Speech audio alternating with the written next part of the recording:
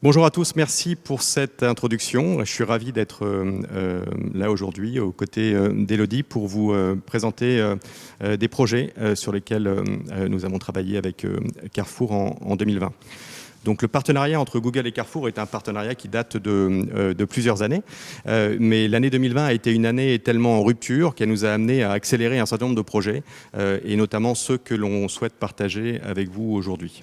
Donc cette rupture, elle porte sur quoi? Elle porte tout d'abord sur les usages des consommateurs qui ont fortement changé avec une consommation e-commerce beaucoup plus forte, avec une préparation des achats en ligne également beaucoup plus forte, typiquement avec plus de 40% d'usage de catalogue en ligne en 2020 par rapport à 2019, et aussi une très forte volatilité en 2020 avec énormément de consommateurs qui se posent des questions et qui changent d'enseigne en fonction de leurs besoins et tout au long de l'année, jusqu'à 20% des Français qui ont changé d'enseigne pendant la crise sanitaire. Donc tous ces changements d'usage, de comportement consommateur, toute cette volatilité a été un vrai défi pour les distributeurs qui ont été amenés à s'adapter, à développer une véritable agilité, à lancer des nouveaux services et donc à aller très vite pour s'adapter à cette demande changeante des consommateurs.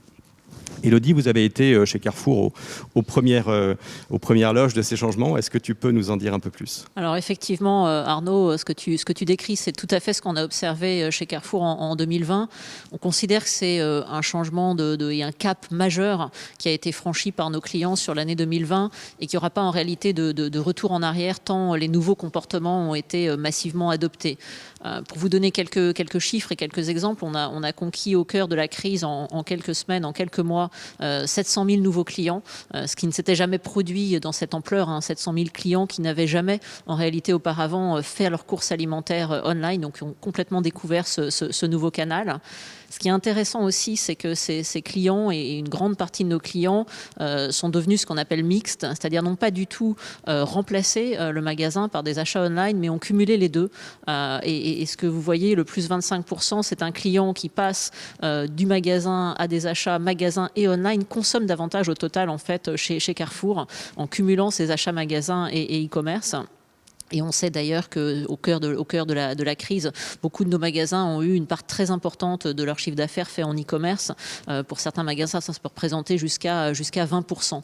Donc voilà, ça c'est des éléments de rupture majeure. On considère aussi que ça a été du coup l'occasion de mettre le digital, le e-commerce en fait au cœur de notre entreprise, au cœur de tous nos formats, tous nos supermarchés, tous nos formats et tous nos métiers ont été impactés en 2020 par le digital. Et ça c'est l'occasion aussi d'accélérer du coup un certain nombre de projets. En tout cas, on l'a pris comme tel en se disant que c'était un vecteur d'accélération. Voilà, et donc le projet dont on voulait vous parler aujourd'hui, il porte sur deux choses. Il porte tout d'abord sur le fait de construire une infrastructure de données et d'outils qui permettent à Carrefour d'améliorer sa performance marketing et la performance de ses opérations. Donc une infrastructure de données de ce type, de quoi il s'agit? Il s'agit on va dire d'utiliser des outils Google qui permettent de traiter et d'optimiser ces données, et également de tirer parti de la donnée propriétaire Carrefour, et donc de combiner ces différents outils pour améliorer la performance marketing et la performance des opérations. Donc un premier travail qui est de construire cette infrastructure de données, et un deuxième travail qui a été on va dire de réfléchir à comment améliorer notre capacité à tirer parti de ces données, de ces outils, et de deux manières. D'une part, en travaillant mieux avec nos partenaires pour, on va dire, développer l'expertise technique qui nous permettait d'avancer plus vite, et notamment avec Jellyfish dans le cadre de ce projet. Et d'autre part, de réfléchir à des modes de travail entre nous qui soient un peu plus itératifs et qui donnent plus de place aux tests, qui nous permettent d'apprendre et d'itérer et d'aller plus vite sur la base de résultats concrets. Donc, un projet qui a porté vraiment sur ces deux choses. D'une part, l'infrastructure de données et d'outils, et d'autre part, ces nouvelles pratiques de travail entre nos deux organisations, avec un certain nombre de cas d'usage en tête, mais un premier cas d'usage qui est le cas d'usage de la promotion digitale. Et donc comment, on va dire, avec cette infrastructure, avec tout le potentiel du digital, on peut arriver à remplir les mêmes objectifs que ceux qu'on atteint avec un catalogue papier qui existe depuis des dizaines d'années et qui rend beaucoup de services à la distribution. Comment est-ce qu'on arrive, avec ces nouveaux outils, à faire ce travail avec un bon niveau d'efficacité et en tirant tout le potentiel. Élodie, est-ce que tu veux nous en parler ? Exactement, Arnaud, tu l'as dit, le catalogue, c'est un des cœurs du réacteur chez Carrefour, un des poumons de l'entreprise qui est essentiel au quotidien pour générer des visites en magasin, pour faire connaître nos promotions à nos clients et qu'ils viennent derrière transformer, visiter et puis transformer en magasin. Donc on s'est attaqué à un sujet absolument majeur. Le premier enjeu dans ce cadre-là, c'était justement que nos clients adoptent ce nouveau format, qui ne soit pas non plus en rupture totale avec leur expérience, tu l'as dit Arnaud, depuis des dizaines d'années du catalogue papier. Donc on a beaucoup travaillé sur le bon format avec les équipes de Google pour trouver un format par exemple sur l'impression de feuilletage et tu nous donneras des détails, je pense, que nos clients s'y retrouvent et adoptent cette nouvelle expérience. Ça c'était le premier sujet. Le deuxième, c'était évidemment de l'adresser aux bonnes audiences. Tous les clients ne vont pas adopter le catalogue digital à la même vitesse, avec la même efficacité. Donc travailler ensemble avec Google, avec les données de Google, avec les données de Carrefour, pour avoir un ciblage qui optimise notre impact était essentiel. Et puis, le dernier point, et le plus important, c'est de mesurer, puisque quand on change comme ça aussi massivement de choix médias, en fait, et de choix d'expérience, on avait absolument besoin de mesurer l'impact sur nos visites en magasin, sur les achats en magasin et de faire cette relation entre un catalogue en digital et des achats en magasin. Et donc ça, on a beaucoup travaillé avec les outils et les équipes de Google sur cette mesure.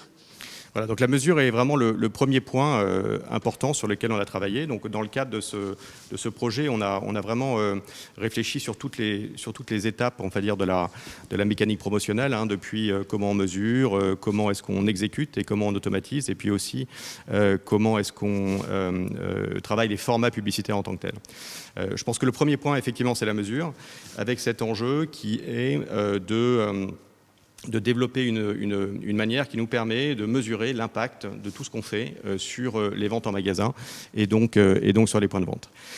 Et donc pour cela, on a travaillé sur on va dire des solutions qui permettent, on va dire, de mettre en commun d'un côté des solutions Google telles que Google Marketing Platform qui permet d'analyser les données, de les collecter et puis on va dire de les utiliser dans le cadre de campagnes publicitaires et d'autre part les données propriétaires de Carrefour qui sont celles qui existent depuis des années chez Carrefour dans le cadre des programmes de fidélité et qui nous permet d'avoir, on va dire, des signaux sur ce qui se passe en magasin et sur l'impact de ces campagnes en magasin.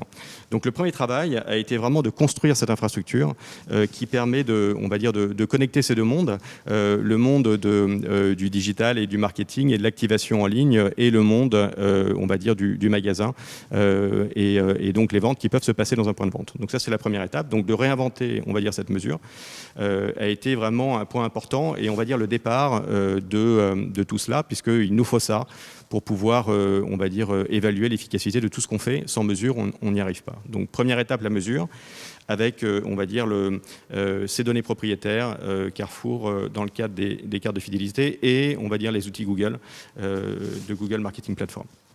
Une deuxième étape qui est d'automatiser, puisque en fait on arrive à un niveau de complexité de signaux très élevé pour prendre en compte les différentes catégories de produits, les différents points de vente, les différentes zones de chalandise, les attentes des consommateurs. Il y a beaucoup de choses à prendre en compte et faire tourner, on va dire, des campagnes efficacement avec cette complexité nécessite beaucoup d'automatisation et notamment du machine learning pour nous aider à aller plus loin et à être plus efficace. Donc deuxième étape, beaucoup d'automatisation. Et dernière étape que mentionnait Elodie avec l'idée du feuilletage et de vraiment, on va dire, tester des formats publicitaires qui permettent d'atteindre cet objectif qui est de véhiculer un message de promotion aux consommateurs pour leur donner l'envie d'aller en magasin pour les découvrir. Et donc, on a travaillé avec Jellyfish sur un certain nombre d'options. Au début, en fait, on avait des formats qui ne fonctionnaient pas du tout. Et on a, avec le temps, développé des formats qui fonctionnent bien dans cet objectif de promotion digitale. Donc encore une fois, on a été amené on va dire, à remettre à plat un grand nombre de choses dans le cadre de ce projet, avec des résultats très positifs à la clé. En effet, parlons de quelques résultats. Pour moi, le premier résultat et le premier succès, c'est déjà d'avoir réussi à faire cette mesure. Ça paraît tout bête, mais en réalité, sur des catalogues papier, sur des outils marketing classiques, on ne mesurait pas du tout précisément l'impact sur les ventes générées en magasin ou sur les visites générées en magasin. Donc le digital et ces catalogues en digital nous ont été permis de mesurer, d'avoir des éléments de mesure absolument nouveaux chez Carrefour. Donc ça, c'est en soi un succès très important. Pour partager quelques chiffres que désormais les équipes suivent quotidiennement, on a eu une croissance très très forte des visites de catalogues sur l'ensemble de nos plateformes online. Donc ça, c'est essentiel, c'est-à-dire qu'on a vraiment réussi à ce qu'il y ait une adoption par les clients qui s'est traduite. Concrètement, on a fait x3 sur la consultation des catalogues sur tous nos formats online. Donc on a un vrai intérêt des clients pour ces nouveaux formats, ça c'est certain. Et puis, le KPI le plus important, on mesure désormais tous les mois les visites en magasin qui sont générées après la consultation d'un catalogue en digital. On a 900 000 visites par mois en ce moment qui sont faites post-consultation d'un catalogue digital.